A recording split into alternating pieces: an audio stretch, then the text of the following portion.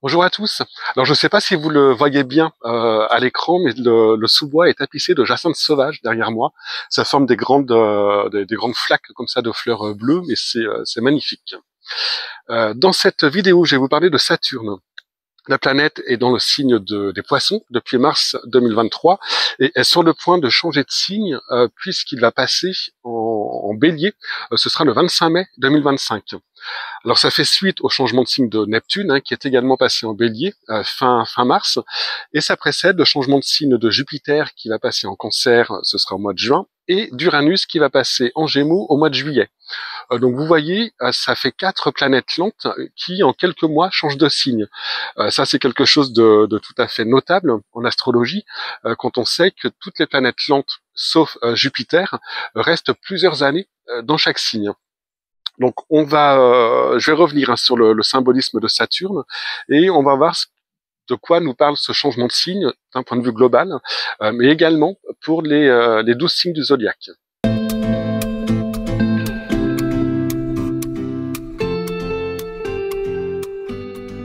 Alors un peu comme ce que j'avais fait pour Neptune, dans la vidéo sur son passage en bélier, je vais vous donner quelques situations pour mieux comprendre le symbolisme de Saturne.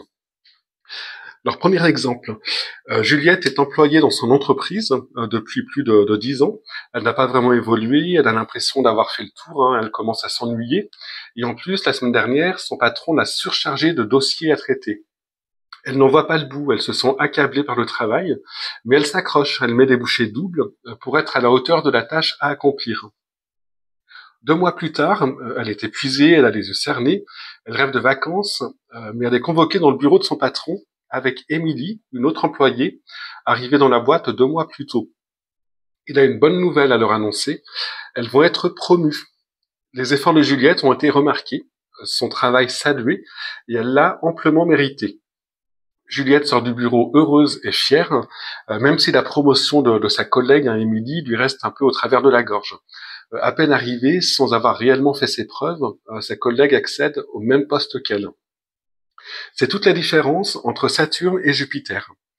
Cette année-là, Juliette est sous l'influence d'un transit de Saturne. Il passe sur le milieu du ciel de son thème astral, un angle du thème, un angle qui parle de notre fonction extérieure, de notre rôle dans la société et de notre carrière. Saturne ne fait pas de cadeaux. Il est souvent synonyme de situations frustrantes ou pesantes, mais si le travail saturnien est accepté, si les efforts sont effectués, la récompense sera là. Dans le cas contraire, on aura traversé une période difficile, mais sans évolution à la clé. Il faudra attendre le prochain transit important de la planète pour être remis à l'épreuve. Pour Émilie, c'est Jupiter qui passait sur son milieu de ciel, situation bien plus confortable. La planète indiquait une période de chance, une reconnaissance ou une gratification dans le cadre de sa vie professionnelle, sans effort particulier demandé. Autre exemple, Fabien est en retard ce matin pour aller au travail. Son réveil n'a pas sonné. Alors c'est pas un oubli de sa part, ça n'arriverait jamais. Fabien le vérifie au moins 3 fois avant de se coucher. Non, c'est juste une coupure d'électricité dans la nuit qui a déréglé son réveil. Alors ce retard le stresse, il déteste ça ne lui ressemble pas du tout. Lui qui est si ponctuel est toujours très carré dans tout ce qu'il fait. Il jette un coup d'œil à son portable, il va louper son train de 7h42 s'il ne part pas immédiatement. Mais il remarque également que son lit n'est pas fait et que le petit déjeuner traîne encore sur la table. Et c'est encore plus insupportable que son retard. Il ne peut pas laisser son appartement dans un tel état. Donc, tant pis pour le train, il range sa tasse et son pot de confiture, il nettoie la table, puis il va dans sa chambre pour faire son lit au carré. C'est plus fort que lui, c'est presque compulsif, mais ça le calme, il se sent mieux maintenant. Il peut partir. Fabien est saturnien, c'est-à-dire qu'il a un Saturne très fort, voire dominant dans son thème astral. Sa personnalité est marquée par des valeurs saturniennes, de rigueur, de discipline, entre autres. Mais ce Saturne est mal intégré au reste du thème. Peut-être forme-t-il un aspect tendu, un carré par exemple, à son ascendant.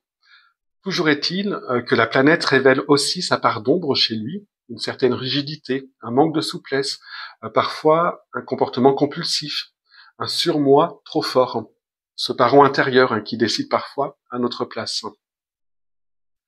Autre exemple, Eva et Lola sont toutes les deux en CM2. Elles sont copines depuis le CP, mais elles sont très différentes dans leur comportement, surtout en classe. Eva, on n'entend jamais. Elle est attentive, elle écoute, mais elle ne participe pas beaucoup, voire jamais. Elle n'aime pas trop s'exprimer, elle n'est pas très à l'aise quand il faut prendre la parole. Lola, c'est tout le contraire. On n'entend qu'elle, même quand il faudrait pas d'ailleurs. Elle est bavarde, elle ne peut pas s'empêcher de parler. C'est plus fort qu'elle, c'est un vrai moulin à parole. Et pourtant, Lola et Eva ont toutes les deux Saturne dans la 3e maison de leur thème astral. Cette maison est le secteur de notre thème qui parle, entre autres, de nos interactions avec l'extérieur, de notre mode de pensée, mais aussi notre mode de communication, notre manière de communiquer, de nous exprimer. La maison où se trouve Saturne est toujours un secteur de vie qui pose problème, la maison du thème astral. Au départ, en tout cas. La planète nous demande de faire un travail sur nous, de produire des efforts pour intégrer ces valeurs dans le secteur concerné, de faire face à nos doutes ou à nos peurs. Alors, en général, ça se fait en première partie de vie, ça se fait tout seul, quand on est jeune adulte. Avant ça, on est mal à l'aise avec les affaires liées à cette maison astrologique. Et il en résulte 2 modes de comportement possibles, de réaction, le renoncement ou l'avidité. Pour Eva, on est dans le renoncement. Mal à l'aise avec l'expression orale, elle évite de se retrouver dans ce genre de situation. Elle est dans un comportement d'évitement. Pour Lola, c'est le contraire. Alors, elle ne gère pas mieux ce domaine, puisqu'elle ne peut pas s'empêcher de s'exprimer. Elle ne maîtrise pas ce besoin irrépressible de parler. Donc tout ça rentrera dans l'ordre plus tard, et ça illustre ce travail d'intégration saturnienne, l'acquisition d'une certaine maîtrise au prix d'efforts sur soi demandés à chacun dans le secteur du thème où se trouve la planète. Alors j'aurais pu multiplier les exemples, car Saturne est une planète qui conditionne beaucoup notre comportement. C'est la planète qui nous verticalise, qui nous permet de passer à l'âge adulte. Elle nous apprend à choisir, à renoncer pour grandir et pour faire face à ses responsabilités. C'est la force intérieure qui nous permet de rester debout, elle nous charpente. Saturne est d'ailleurs associée aux os sur le plan de la santé. Elle symbolise nos structures, la base sur laquelle on peut s'appuyer. Saturne nous demande aussi de contrôler nos instincts, nos pulsions. Elle représente, avec d'autres éléments du thème astral, le surmoi. C'est cette partie de notre psychisme qui correspond un peu aux parents intérieurs dont je parlais. Cette partie de nous qui dit je dois ou il faut. C'est aussi la planète qui nous renseigne dans un thème astral sur notre capacité à nous responsabiliser, à accepter ou non, à produire des efforts, à persévérer. Mais elle permet aussi une certaine profondeur, un contrôle sur soi, une prise en compte du facteur temps. L'intégration des valeurs saturniennes est donc essentielle, mais celles-ci sont parfois excessives et donc peuvent tendre vers une trop grande rigidité, du systématisme, de l'intransigeance ou de l'inhibition. Alors si Saturne est très dissonant dans un thème astral, il sera sans doute moins bien intégré, il peut aussi indiquer une personne trop sévère avec elle-même ou avec les autres, une personne qui s'autocensure, une personne pour qui le plaisir est interdit. Il peut être le signe d'une personne qui manque de profondeur également. Un Saturne bien intégré, par contre, bien vécu, permet l'accès à une certaine sagesse. Donc on a vu quelles étaient les valeurs associées à Saturne et ce qu'il représente dans un thème astral. Maintenant, on va prendre un point de vue plus global et observer son comportement dans le ciel. Alors le cycle de Saturne est de 29 ans et demi. C'est le temps qu'il lui faut pour faire le tour du zodiaque. Il reste donc en moyenne 2 ans et demi dans chaque signe. Alors il était en Poisson depuis mars 2023 et va entrer en Bélier en mai 2025, le 25, où il va rester jusqu'en avril 2028. Alors vous voyez que les dates se chevauchent, c'est normal, car Saturne va entrer provisoirement en Bélier entre mai et août cette année, avant de revenir en Poisson, puis de s'installer définitivement en Bélier en février 2026. Alors on voit bien cet aller-retour entre les 2 signes au début de cette animation, qui va du 1er avril 2025 au 1er juin 2028. Donc Saturne est en rouge et en noir, ce sont les 4 autres planètes lentes. Saturne entre au tout début du signe du Bélier où il va former donc une conjonction avec Neptune avant de rétrograder, donc de reculer vers le signe des Poissons. Il revient ensuite en Bélier, reforme cette conjonction avec Neptune, ce sera début 2026, avant de s'avancer plus franchement en Bélier et finalement de passer en Taureau en 2028. On voit bien aussi comment toutes ces planètes rétrogradent régulièrement. Elles avancent par étapes, chacune à leur rythme, pour former cette espèce de danse céleste assez gracieuse. C'est un peu comme une respiration, je trouve, qui rendrait presque le ciel vivant. Alors j'ai reporté le parcours de Saturne de 2025 à 2028 sur cette courbe qui s'arrête comme l'animation le 1er juin 2028. Donc le signe du Bélier est au centre, il est coloré en jaune. Au-dessous, ce sont les 2 derniers décans des Poissons, donc les 20 derniers degrés. Et au-dessus, le premier décan du Taureau, donc les 10 premiers degrés.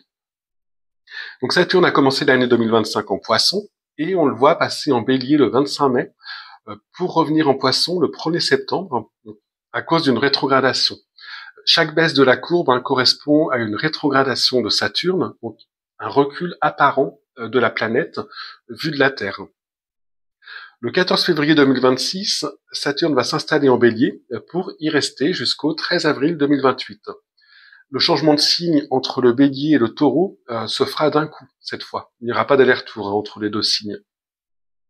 Alors cette courbe nous donne une autre information. Ce sont les périodes auxquelles vous allez être concerné par un transit de Saturne, selon que vous êtes du 1er, du 2e ou du 3e décan. En avançant sur le zodiaque, la planète forme des aspects planétaires à votre signe. Alors, quand je dis des aspects à votre signe, c'est un abus de langage. En fait, elle forme un aspect au soleil de votre thème astral. Et c'est ce soleil qui détermine votre signe astrologique. Si vous êtes du 1er décan, donc c'est que vous êtes né dans les 10 premiers jours de votre signe, donc en gros entre le 21 et le 31 du mois.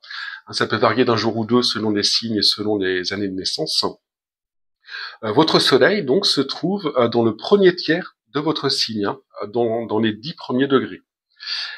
Si vous êtes du 2e décan, le soleil est situé entre 10 et 20 degrés du signe, et il sera situé entre 20 et 30 degrés, donc dans le dernier tiers, si vous êtes du 3e décan. Lorsque Saturne sera dans le 1er décan du Bélier, il concernera donc les personnes du 1er décan des signes influencés par la planète.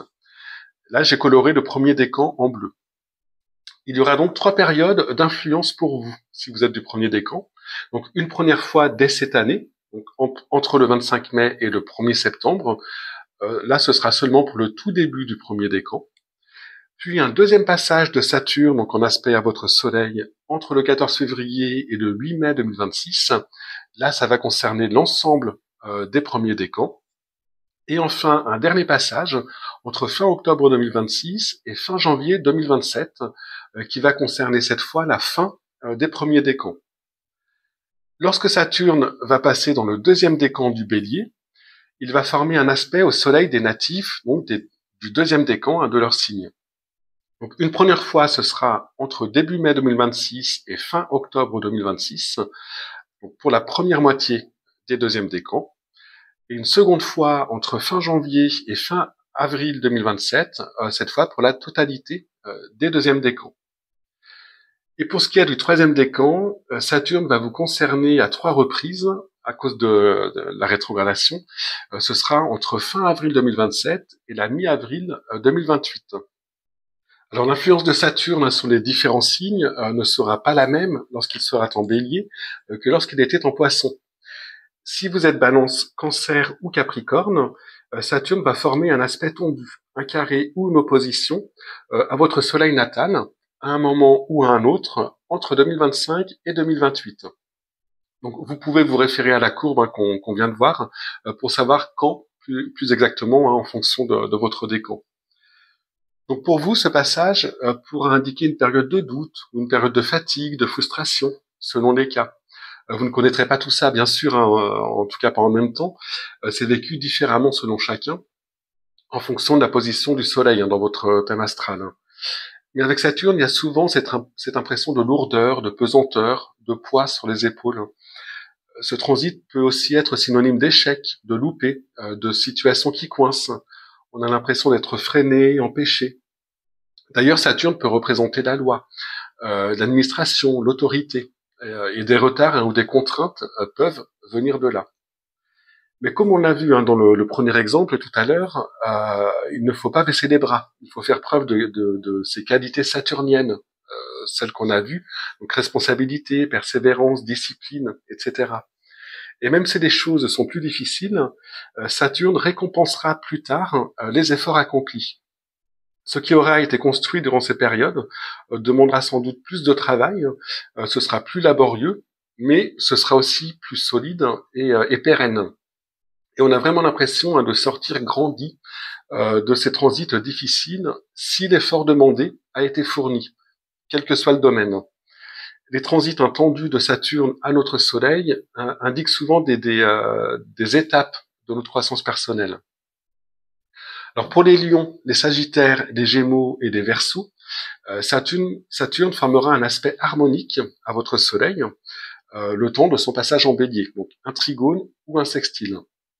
Alors là aussi, vous pouvez consulter des courbes pour voir la période qui vous concerne en fonction de votre décan. De toute façon, je reprécise tout ça dans les vidéos des prévisions annuelles par signe. Alors ces aspects sont moins perceptibles que les aspects tendus dont je viens de parler, mais ils ont un rôle consolidant, structurant. Ce seront des périodes où vous vous sentirez plus solide intérieurement, mais aussi physiquement pour certains. Le soleil symbolise entre autres notre vitalité. Donc vous devriez être plus fiable, plus objectif, plus responsable, plus sûr de vous. On retrouve les qualificatifs de la planète dont je parlais tout à l'heure. Ce transit peut aussi indiquer la stabilisation d'une situation. On sentira qu'on peut compter sur vous dans la vie professionnelle, par exemple, et ça peut d'ailleurs aussi correspondre à des responsabilités supplémentaires. Alors les béliers vont connaître un passage de Saturne sur leur soleil, donc en conjonction, voire 2 ou 3, selon votre date de naissance. Donc dès cet été, pour le tout début du premier décan. Alors c'est vécu très différemment selon les cas. Pour certains, ça peut correspondre à une période difficile, une épreuve à passer. Mais rien de dramatique avec Saturne, même si c'est souvent assez chiant. Ça peut être un surcroît de travail, ça peut être des responsabilités supplémentaires dans le cadre familial, ça peut être un problème de santé, ça peut être un projet qui n'aboutit pas. Pour d'autres, ça peut être l'accession à de plus grandes responsabilités, mais bien accueillies, que ce soit dans son métier ou dans sa vie de famille. Cette conjonction, d'ailleurs, correspond parfois à une paternité, ça peut être aussi pour les plus jeunes, le passage à l'âge adulte. Dans tous les cas, ce transit de Saturne sur le Soleil représente un moment important dans notre évolution personnelle. Donc pour vous, pour les béliers, c'est le moment de se considérer avec authenticité, de faire preuve d'objectivité. C'est ce que demande Saturne. Il veut nous faire grandir, et si on accepte, si on traverse cette période avec sérieux, en acceptant de faire un travail sur soi, dans certains cas, eh bien ce transit planétaire se passe en général très bien. Alors pour les 4 signes que je n'ai pas cités, Saturne va former un aspect mineur, donc ce sera un semi-sextile pour les taureaux et les poissons, et un quinconce pour les scorpions et les vierges. Alors là, l'influence de la planète est négligeable, et vous pouvez considérer que Saturne vous laisse tranquille pour les 3 ans à venir. Ce sera différent quand il entrera dans le signe du taureau. Alors, je précise que là, je parle de l'influence sur votre signe, donc sur votre soleil natal, mais durant ces 3 ans, Saturne va former de nombreux aspects aux autres éléments de votre thème, des planètes ou des angles, et seule l'étude complète de votre thème astral permet de les étudier. Alors d'un point de vue plus global, les changements de signe de Saturne ne marquent pas des époques, comme le ferait Pluton par exemple. La planète est trop rapide pour ça, contrairement à Pluton qui peut rester plusieurs décennies dans un signe. Mais en parcourant un signe, Saturne nous demande de reconnaître l'énergie du signe transité. Alors cette reconnaissance est quelquefois forcée par les événements, puis soit intégrée, soit rejetée ou refusée par la population. Le bélier, c'est le premier signe du zodiaque. C'est l'impulsion initiale, c'est l'énergie jaillissante, encore indifférenciée, qui permet l'éclosion de la vie. Les valeurs de Saturne, comme on l'a vu tout à l'heure, elles sont complètement à l'opposé de tout ça. Elles sont plus dans le contrôle, dans la structuration, dans la maîtrise, dans la prise en compte du facteur temps. En traversant le signe du Bélier, Saturne nous indique qu'il est temps que les nouvelles impulsions d'un nouveau cycle prennent corps, qu'elles se structurent au sein de la société. Mais à cette étape, et là je vais citer Luc Biget dans son livre, je vais y arriver, Le cœur des planètes. Euh, donc à cette étape, l'impétueux désir de renouveau se heurte à la peur du changement. Fermez les guillemets. Avec Saturne, il y a des doutes, il y a des peurs à l'origine de comportements contraires que j'évoquais tout à l'heure, avidité ou renoncement. Et on peut les extrapoler à l'échelle globale et associé au bélier, eh bien, on peut penser que la période de 3 ans qui arrive va voir se multiplier les initiatives individuelles, quelle que soit l'échelle, pour mettre fin aux vieilles structures et entrer de plein fouet dans une nouvelle époque, dans un nouveau cycle. Mais Saturne, là on était dans l'avidité, côté renoncement, Saturne, on pourrait aussi bloquer ces élans individuels. Les crispations, les peurs pourraient empêcher le déploiement d'entreprises de renouvellement. Dans tous les cas, il y a une demande de structuration de l'énergie déployée, de dosage, de canalisation de cette énergie de feu, qu'est ce signe de feu, le bélier. Mais ça demande du temps, comme toujours avec Saturne. Au départ, on sera sûrement dans le trop ou dans le pas assez, comme toujours avec Saturne. Il y a une alternance de jaillissement d'idées, d'initiatives, d'actions excessives parfois et non maîtrisées, et de périodes où on essaiera de mettre le couvercle, où par peur ou par doute, on réfrènera toute tentative de progression. Alors, je voudrais terminer avec un passage de ce livre de Luc Biget dont je vous parlais, Le cœur des planètes, où il parle justement de ce passage de Saturne du signe des Poissons, donc le dernier signe du zodiaque, au Bélier, le premier signe. Avec les Poissons arrive la dernière étape de l'évolution du sens de l'identité de tout organisme, celle du bilan. Période souvent confuse, où la tentation à un retour au passé subsiste plus ou moins fortement devant les incertitudes que propose l'avenir. Il faudra attendre et évaluer la force de la nouvelle impulsion en Bélier pour savoir si la page est définitivement tournée. Sur le plan politique, c'est parfois le moment d'un appel à un pouvoir fort, capable de conjurer et d'organiser le chaos ambiant. Donc voilà, je vous laisse méditer sur ces belles paroles. Sur ce, je vous remercie de m'avoir écouté et je vous dis à très bientôt.